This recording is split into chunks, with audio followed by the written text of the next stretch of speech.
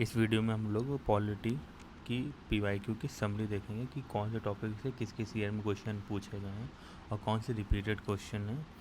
और इसमें बेसिकली 2022 तक की मैंने बनाई थी। 2023 के क्वेश्चन को इस कलर से मैंने हाईलाइट कर दिया बाद में लिख करके, तो इससे एक आइडिया लग जाएगा कि हमें कौन कौन से टॉपिक पे सबसे ज़्यादा फोकस करना चाहिए, क्योंकि क्वेश्चंस वहाँ से हर साल रिपीट करते हैं। ठीक है, जैसे और इसके बेसिस पे हम ये भी डिसाइड करेंगे कि हमें लास्ट डे कौन कौन से टॉपिक रिवीजन करके ही जाने हैं। ठीक है, और जो इस कलर के हैं, मतलब ग्रीन से मैंने किए हैं, उससे ये पता चल जाएगा कि कितने ज़्यादा वो रिपीटेड टॉपिक है। मोस्टली मैंने रिपीटेड टॉपिक को ही ग्रीन से मार्क किया हुआ है और इस कलर से 2023 में आए हुए क्वेश्चन को मार्क किया हुआ है। ठीक है, पहला पंचायती राज। पंचायती राज में 2011 में 73rd अमेंडमेंट पूछा गया, 2012-13 में पैसा एक्ट पूछा गया। उसके ऑब्जेक्टिव्स क्या हैं, जैसे डेमोक्रेटिक डिसेंट्रलाइजेशन ऑब्जेक्टिव, उस पर 15-17 में क्वेश्चन पूछा गया। ये जो नंबर लिखे हुए हैं ये ईयर की मार्किंग लिखी हुई है। इसी प्रकार से पंचायती राज में उसकी एलिजिबिलिटी की, कौन इलेक्शन लड़ सकता है और उसके जो फीचर्स हैं उसके बारे में 2016 में पूछा गया। 2013 में एक क्वेश्चन था और 2023 में शेड्यूल्ड एरिया के बारे में क्वेश्चन पूछा गया। तो मतलब इससे हमें पता चल रहा है कि पंचायती राज सिस्टम को हमें अच्छे से करके जाना चाहिए, क्योंकि हर 2 से 3 साल में एक वो क्वेश्चन आ जाता है। और इधर तो देखो बिल्कुल रिपीटेड क्वेश्चन है। 2015 में आया, 2015 में आया, फिर 16 में आया, फिर 17 में आया। ठीक है, तो इस प्रकार से हम देख सकते हैं कि ये बहुत ज़्यादा रिपीट टॉपिक है। एक चैप्टर यदि हम बोलेंगे कि जो करना ही करना चाहिए वो है पार्लियामेंट वाला चैप्टर। ठीक है, इस वाले चैप्टर से क्वेश्चन आता ही आता है। और इसमें भी सबसे ज़्यादा इंपॉर्टेंट कौन सा चैप्टर है, कौन सा टॉपिक है, जिसमें है पार्लियामेंट्री कमेटीज़। ठीक है, पार्लियामेंट्री कमेटीज़ पे हर साल एक क्वेश्चन आता है। उसके बाद में पूरा चैप्टर इंपॉर्टेंट है, आपको 1 से 2 क्वेश्चन पक्का पक्का मिलेगा ही मिलेगा। कितने सारे क्वेश्चन हैं, फंड पे 2015 में पूछा गया, बजट पे क्वेश्चन पूछा गया। ठीक है, उसके बाद कमेटीज़ पे 2011 में क्वेश्चन था, अर्जेंट मोशन पे क्वेश्चन है, स्पीकर पे 2012, 18, 17 में पूछा गया, राज्यसभा की स्पेशल पावर के बारे में क्वेश्चन है। उसके बाद में अपॉइंटमेंट ऑफ प्राइम मिनिस्टर पे क्वेश्चन है, जॉइंट सीटिंग पे 2012 का क्वेश्चन है। फिर कमेटीज एंड उसके फंक्शन पे 2019 और 2018 का क्वेश्चन है। इसी तरीके से मनी बिल 2018 में पूछा, 15 में पूछा, 13 में पूछा। ठीक है, मनी बिल में राज्यसभा की क्या पावर होती है वो 2013 में पूछा। और पार्लियामेंट के क्वेश्चंस कहाँ दिखाते हैं आपको, पार्लियामेंट पे कितने क्वेश्चंस पूछता है। 2017 में प्राइवेट मेंबर बिल क्या होता है। फिर जो काउंसिल ऑफ मिनिस्टर्स का कैसे कंट्रोल होता है उसके ऊपर। फिर 2016 में लॉ मेकिंग पावर, मतलब ज्वाइंट सेटिंग की पावर के बारे में 2015 एंड 17 में पूछा गया। फिर कमेटीज़ के बारे में 15 परमानेंट अकाउंट कमेटी के बारे में 2014-2013 में क्वेश्चन पूछा गया। प्लानिंग मतलब फाइनेंस कमीशन ऑफ इंडिया और पार्लियामेंट, एनडीसी, इन सब के बारे में क्वेश्चन। तो मतलब पार्लियामेंट वाला चैप्टर ऐसा है जिसको अपन छोड़ के नहीं जा सकते, हर साल एक क्वेश्चन आना ही, 1 से 2 क्वेश्चन मिनिमम आना है। उसके बाद में कॉन्स्टिट्यूशनल बॉडीज़ बहुत इंपॉर्टेंट है, क्योंकि इस साल इलेक्शन हो रहा है, तो इसलिए इलेक्शन कमीशन ऑफ इंडिया के बारे में अपन को सब कुछ पढ़ के जाना चाहिए। ठीक है, जैसे पिछले साल प्रेसिडेंट का इलेक्शन था और प्रेसिडेंट पे क्वेश्चन 2023 में पूछ लिया गया, तो इसी तरीके से इस साल इलेक्शन कमीशन ऑफ इंडिया के बारे में अच्छे से पढ़ के जाना है अपने को। और इस पर भी क्वेश्चन आ रहा है, देखो तो FCI पे 2019 में पूछा है, 2011 में पूछा, इलेक्शन कमीशन ऑफ इंडिया में 2017 में पूछा है, 2012 में पूछा, और इस साल फिर से प्रोबेबिलिटी है 2024 में आएगा ही आएगा। कैग में पूछा, अटॉर्नी जनरल पूछा, और OBC पे कमीशन के बारे में 2023 में पूछा है।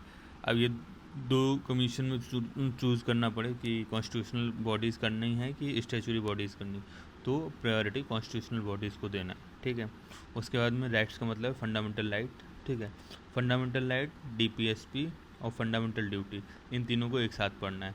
यहाँ से आपको 1 से 2 क्वेश्चन मिलना है।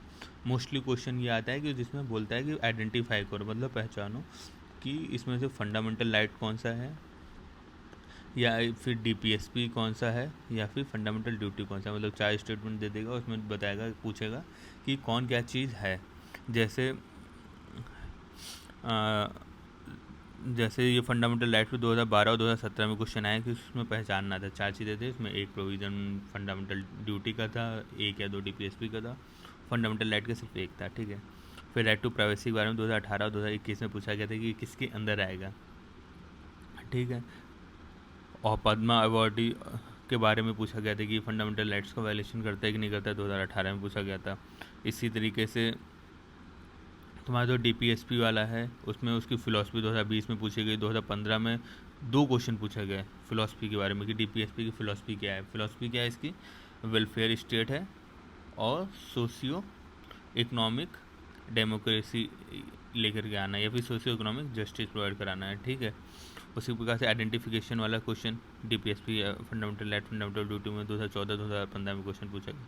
तो मतलब fundamental right, DPSP and fundamental duty, ये तीनों टॉपिक तो बहुत अच्छे से करके जाना है।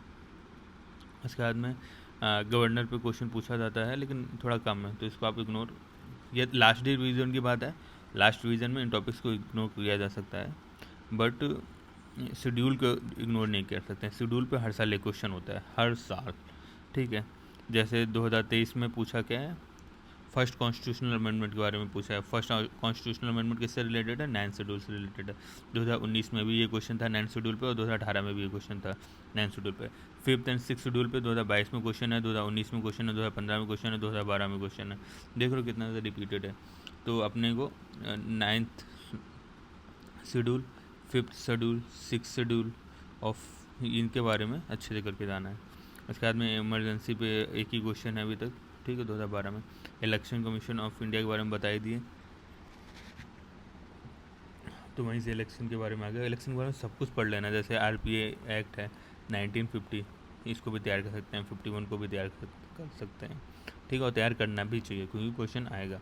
उसके बाद में जुडिशरी सबको इम्पोर्टेंट पता है। उसके बाद में ये वाला टॉपिक डिफिनीशन एंड कॉन्सेप्ट, इसके 2 जगह से कर सकते हैं, या तो आप PYQ कर लो सारे, वहाँ पे आपको एक मोटा मोटा आइडिया लग जाएगा। जैसे लिबर्टी पे PYQ में ही, जैसे लिबर्टी है, ठीक है, लिबर्टी पे PYQ में 2 से 3 क्वेश्चन है। यदि कोई क्वेश्चन आता है फ्यूचर में लिबर्टी पे तो यहाँ से हो जाएगा। इस तरीके से तुम्हारा पार्लियामेंट्री डेमोक्रेसी पे कितने क्वेश्चन 2020 में है, 17 में, 15 में, 14 में, 21 में, यदि इस पर क्वेश्चन आता है तो हो जाएगा। रूल ऑफ लॉ पे क्वेश्चन है, 2018 में भी था और 2023 में भी ड्यू प्रोसेस ऑफ लॉ आया था, जिसका मतलब क्या था कि सही तरीके से लॉ को इम्प्लीमेंट करना। तो इसको अपन PYQ से बहुत अच्छे तरीके से कर सकते हैं, या फिर जिसने NCERT पढ़ी हो उसका तो ऑलरेडी प्रिपेयर होगा ही होगा। इसमें लक्ष्मीकांत नहीं मतलब सही रहती है क्योंकि उसमें इतने अच्छे से एक्सप्लेन नहीं किया गया।